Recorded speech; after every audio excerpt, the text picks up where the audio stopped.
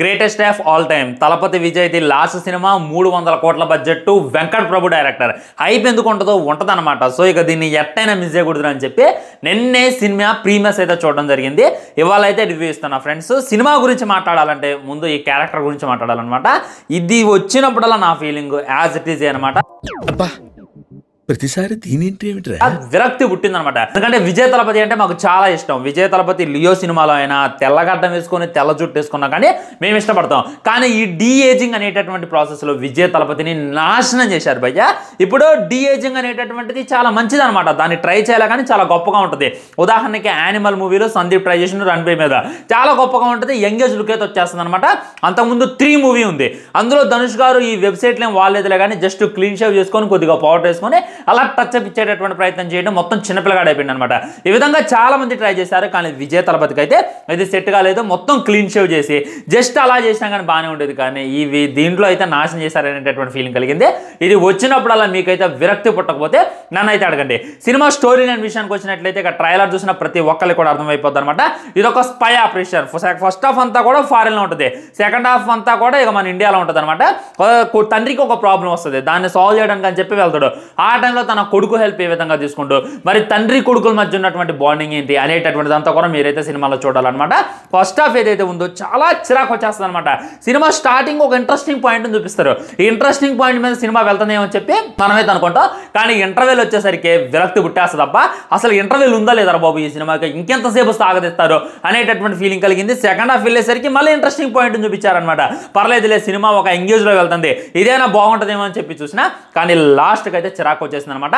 And climax లో చూసుకున్నట్టయితే except Dhoni fans కి సిఎస్కే ఫ్యాన్స్ కి అయితే నిజంగా చిరాకు వచ్చేస్తుంది. ఎందుకంటే ఇప్పుడు సిఎస్కే తీసింది చెన్నైలోనే కాదంటలా. నేను ఆర్సీబీ ఫ్యాన్, ఇంకొకటి ఎస్ఆర్హెచ్ ఫ్యాన్ అంటాడు, ఇంకొకటి కేకేఆర్ ఫ్యాన్ అంటాడు.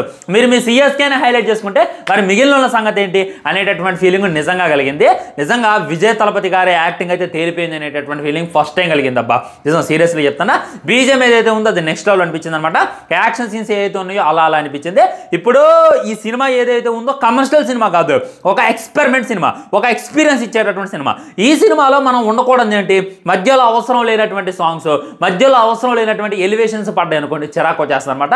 ఇందులో అవసరం లేనటువంటి ఒక సాంగ్ పడింది. సాంగ్ చాలా బాగుంది కానీ అది పడ్డటువంటి సిచ్యువేషన్కి అయితే నాకైతే సినిమా మీద ఉన్నటువంటి ఆ కాస్త ఇంట్రెస్ట్ కూడా పోయింది అనమాట. అండ్ కామెడీ సీన్స్ మొత్తం యాక్షన్ డ్రామా సీరియస్గా వెళ్ళేటటువంటి రోల్. విజయ్ తలపతి గారిని కామెడీగా చూపించాలంటే కామెడీగా చూపించాలి. బెస్ట్ మూవీలో కామెడీగా హ్యాండిల్ చేశారు, ఆ తర్వాత సీరియస్ రోల్లో పెట్టారు. తర్వాత ఏం జరిగింది అనేటటువంటిది అనిపించింది అనమాట. ఫస్ట్ ఆఫ్ అంతా కూడా చాలా ఇదిగా చూపిస్తాను అనమాట. కానీ మధ్య మధ్యలో కామెడీ, అర్థం లేనటువంటి కామెడీ. ఆ భార్య ఎమోషన్ ఏందో, ఆ తాగుడు ఏందో, ఆ మాట్లాడడం ఏందో నాకైతే అర్థం కాలేదనమాట. ముఖ్యంగా ఆ డ్యాన్స్ భయ్య నిజంగా నవ్వుతున్నారు. సీరియస్లీ చెప్తున్నా. థియేటర్లో ఒక్కొక్కడు పగలబడి నవ్వుతుండు, కింద డొల్లిబడి నవ్వుతుండు ఆ డ్యాన్స్ చూసి. ఎందుకు ఈ డ్యాన్స్, మరి ఈ డ్యాన్స్ అంటే మాకు ఇష్టం అని చెప్పి ఆ కీర్తి సురేష్, ఆ విజయ్ దేవరకొండ చెప్పడం ఏందో.